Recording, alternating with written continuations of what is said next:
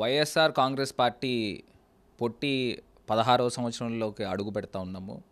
మాట తప్పని మడమ తిప్పని పోరాట యోధుడు మా జగనన్న. ప్రజలకి అనుక్షణము మంచి చేయాలి అని తప్పించే గుండె జగనన్న. ఇవాళ 16 సంవత్సరాల్లో ఎన్ని ఒడిదొడుకులు ఎదుర్కొని రాష్ట్ర ముఖ్యమంత్రిగా పనిచేసి అన్న మాటలను ప్రతి ఒక్కటి కూడా నిలబెట్టుకున్న వ్యక్తి జగన్మోహన్ రెడ్డి గారు. రాజకీయాల్లో రకరకాల మనుషులని రకరకాల వ్యక్తులు వస్తూ ఉంటారు, వెళ్తూ ఉంటారు.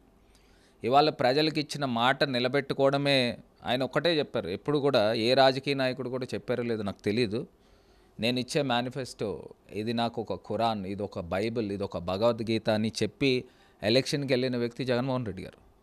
ఇవాళ అన్ని ఇచ్చిన మాటలను నిలబెట్టుకోకపోతే మనం ఎలక్షన్లోకి వెళ్ళడం వేస్ట్ అని చెప్పిన వ్యక్తి. మరి ఇంత అభివృద్ధి, ఇంత సంక్షేమము చేసి ఇవాళ ప్రతిపక్షంలో ఉన్నాం. ప్రతిపక్షంలో ఉండడానికి కారణం ఏంటి? చంద్రబాబు నాయుడు గారు చేసిన అబద్ధపు మాటలు, అబద్ధపు మోసాలతో ఇవాళ అధికారంలోకి వచ్చారు. ఏది ఏమైనప్పటికీ కూడా మనం ఇచ్చిన మాటను నిలబెట్టుకోవాలనే ఒక ముఖ్య ఉద్దేశంతో జగన్మోహన్ రెడ్డి గారు పార్టీ పెట్టారు. తండ్రి ఆశయాలతో ఇవాళ ఆ ఆశయాలను నిలబెట్టడం గురించి తండ్రి కన్నా మించిన తనయుడి కిందన ఇవాళ ఎదిగిన సందర్భం. 16 సంవత్సరాల్లో కూడా మనం చూస్తే ఆ రోజుల్లో సోనియా గాంధీ గారు మోస్ట్ పవర్ఫుల్ పర్సన్, బహుశా ప్రపంచంలోనే one of the powerful ladies కింద ఉండేవారు, ఐరన్ లేడీ కింద. దేశ ప్రధానమంత్రులు, రాష్ట్రపతులు మన భారతదేశానికి వచ్చినప్పుడు ఫస్ట్ సోనియా గాంధీని వెళ్ళి కలిసి హీజ్ ఆర్ ప్రైమ్ మినిస్టర్ అని పరిచయం చేసిన ఆ సందర్భాల్లో ఆమెతో డైరెక్ట్గా ఛాలెంజ్ చేశారు.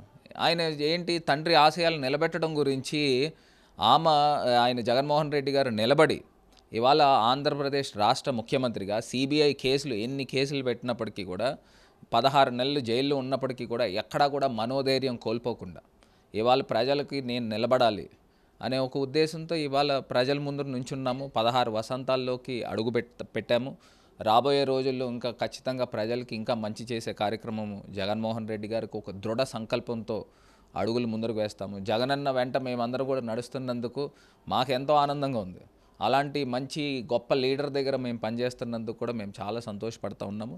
ఖచ్చితంగా రాబోయే రోజుల్లో ప్రజలకు మరింత మంచి చేసే విధంగా అడుగులు ముందుకు వేస్తామని తెలియపరుస్తూ ఇవాళ ఆవిర్భావ దినోత్సవము ఎంతో గొప్ప పండుగ. మాకు వైఎస్ఆర్ కాంగ్రెస్ పార్టీ ప్రతి శ్రేణికి కూడా చాలా గొప్ప పండుగ.